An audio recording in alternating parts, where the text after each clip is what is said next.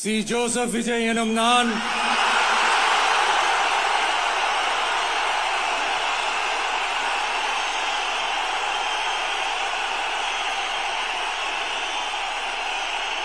சட்டப்படி அமைக்கப்பெற்ற இந்திய அரசியல் அமைப்பின்பால் உண்மையான நம்பிக்கையும் மாறா பற்றும் கொண்டிருப்பேன் என்றும் இந்திய நாட்டின் ஒப்பில்லாத முழு முதல் ஆட்சியையும் ஒருமையையும் நிலைநிறுத்துவேன் என்றும்